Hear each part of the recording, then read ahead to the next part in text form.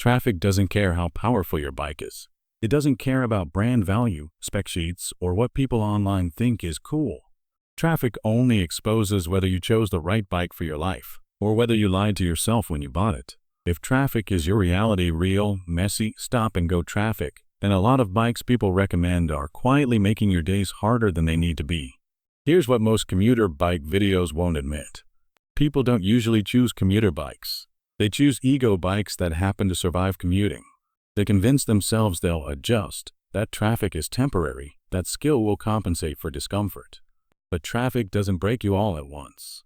It wears you down slowly, in tiny moments, at red lights, in heat, in constant clutch work, in the silent question you ask yourself while waiting behind cars. Why does this feel so tiring already? A commuter bike isn't about mileage numbers or top speed. It isn't even about price. A real commuter bike answers one honest question every single day. How much physical and mental energy does this bike take from me before I even arrive? Most people never think about that. They only realize it after months of riding, when enthusiasm quietly turns into fatigue. If traffic is your reality, the first thing your bike needs is predictability, not performance. Predictability. You want a throttle that reacts the same way every morning, even when you're tired or distracted. Linear power. No sudden surges. No constant corrections. Many bikes feel exciting because they're unpredictable, and that excitement feels great on open roads. In traffic, unpredictability becomes stress disguised as fun. The second thing that matters is physical neutrality. This is where riders lie to themselves the most. Aggressive postures look good in photos. Big tanks feel premium. Heavy bikes feel serious. But in traffic, those things become weight, not just physical weight, but mental weight. A good commuter bike disappears underneath you. Your shoulders relax. Your wrists don't beg for relief. Your feet touch the ground without calculation. If you're constantly managing the bike just to exist in traffic, it's the wrong bike. Then there's something almost no one talks about: emotional forgiveness. A commuter bike has to forgive bad days. Days when you're late. Days when traffic is worse than usual. Days when your mind isn't fully there. If a bike stalls easily, jerks at low speed, overheats, or demands constant precision, it doesn't just punish mistakes, it builds resentment. Slowly, quietly, until one day you realize you're riding only because you have to, not because you want to. This is why lightweight commuter bikes are so misunderstood. They don't scream status. They don't dominate conversations.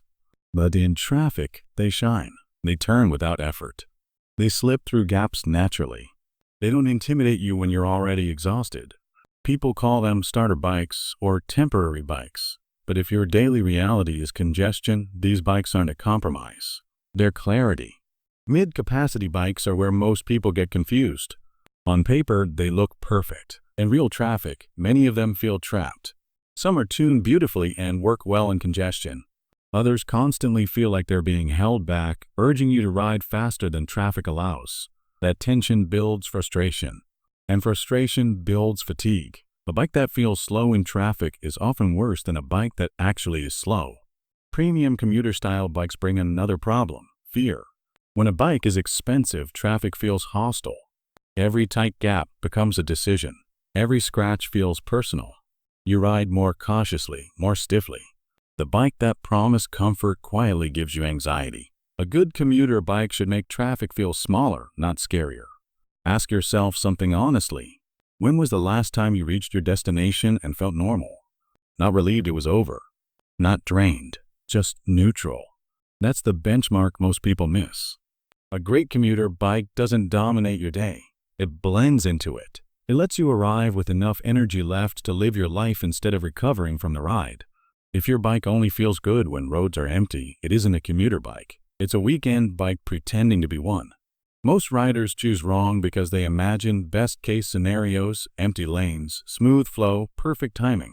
Commuting is about worst-case scenarios: heat, stops, chaos, noise. The best commuter bikes are chosen by people who accept reality instead of fighting it. If traffic is your reality, your bike isn't your escape. It's your partner. It shouldn't amplify stress. It should absorb it. The right bike makes you calmer. The wrong one magnifies irritation. And that difference compounds every single day in ways you don't notice until it's already changed how you feel about riding. The real reason people regret their commuter bike choice isn't power or mileage. It's misaligned identity. They bought a bike for who they wanted to be, not who they actually are at 8:45 in the morning surrounded by cars. That gap between fantasy and reality is where regret lives.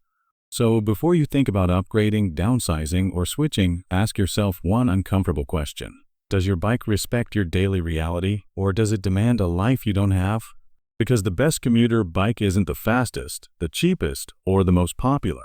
It's the one that lets you arrive with enough energy left to enjoy the rest of your day. And once you experience that, you'll never choose a motorcycle the same way again.